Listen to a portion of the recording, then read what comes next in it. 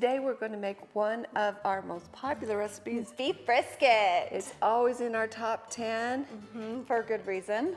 And so you can do a great brisket on a smoker, but it's going to take you 12 to 18 hours to get it. You might have to stay up in the middle of the night to go out and scorch your brisket. Exactly, but this is going to have a 60-minute cook time, so it's a fraction of the time. And you don't have to wake up in the middle of the night. So the first step in this is to season your brisket. This is meat tenderizer that's seasoned. We use some Lawry's seasoned salt, so a teaspoon of this, quarter teaspoon of that. Do some celery salt and a little bit of garlic salt, so that'll really add some flavor to it. And then we're going to marinate it overnight with some Worcestershire sauce.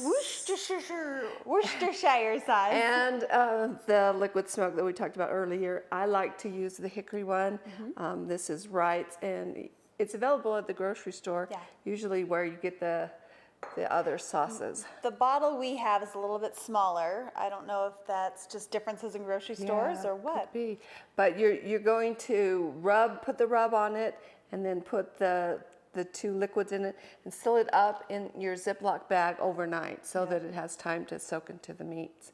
And that's all the prep it needs. You don't have to brown it, and you don't have to saute anything. It's nice that way. Yeah, and if you have a dry rub that you prefer, go for it. Absolutely. Just make sure that like the amounts of seasonings are in about the same as the total amount of seasonings in our recipe.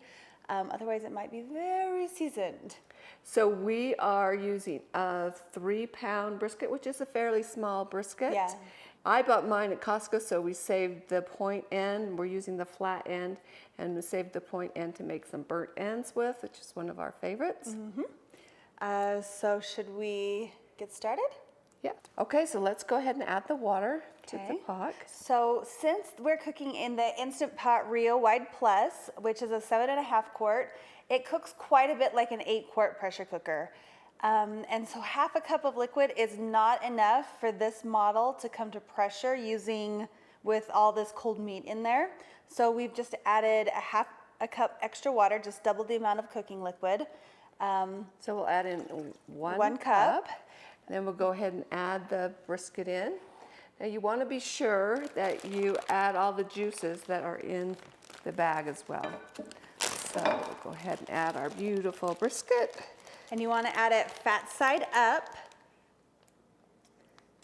And man, that just lays nice and flat in there. Fits perfectly in this Duo Wide. If you are using a 6-quart, you can kind of wrap it around a little bit, or even cut it in half if you're having a hard time, if you've got a bigger piece and you need to make it fit.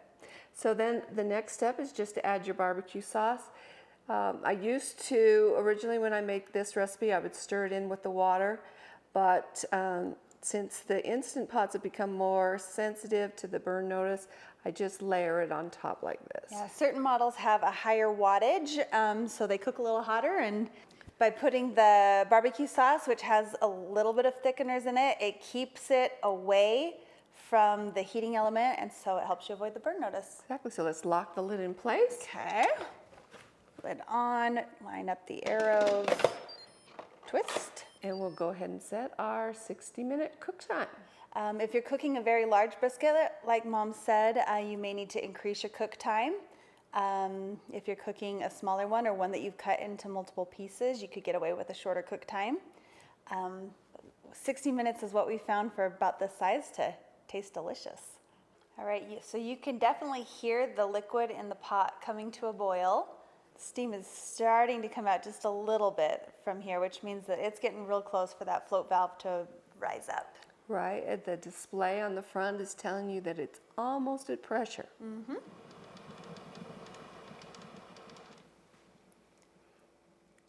All right, now you could hear, I don't know if you could hear it, but that float valve, you could hear it rise up. And you notice that the display hasn't switched to pressure cook yet. It's almost at the desired cooking pressure, but it hasn't quite reached it. And it'll go ahead and beep when. Yeah, It'll give you like a little heads up beep, but And then once it beeps, then the time will start to count down. yep. There we go. All right, so that was the beep. It is officially cooking and we'll be back in an hour. Okay, so we've taken it out, and now is the time if you want to trim off this fat. You want to leave it on while you're cooking so it bathes the meat in the juices, but it'll just come off really easy now if you want to scrape that off or cut it off, whatever you want. Some people really like that little bit of Yes. fat, so you could leave that if you wanted, but I'll just cut up a couple slices. I like to serve brisket on rolls. But you could serve it, you know, with the baked potato or however you like it. And if you like it to be more of like the fall apart brisket, you can definitely cook it for longer. I'm just gonna cut them a little bit shorter here. So they'll be bun length. Exactly right. Let's pile it up here. Good. Maybe this one last slice over there. There like that. Yeah, and now let's go ahead and drizzle some of the juices that we've mixed with a little bit of barbecue sauce. So it's a little bit thinner than your normal barbecue sauce, but it'll It's still got all just that be flavor from the brisket. Yeah. So there we go. If you wanted, you could add a nice coleslaw on top. It's Ooh, one of yeah, my that'd be favorite yummy. things to eat, but there you go. I hope you guys will give this a try. Like I say, it's one of our top 10 recipes, and people give it rave reviews. And it cooks up so much quicker and easier than normal smoked brisket that you might get at a fancy barbecue. Right. So thanks for watching. And as always, be sure to like and subscribe.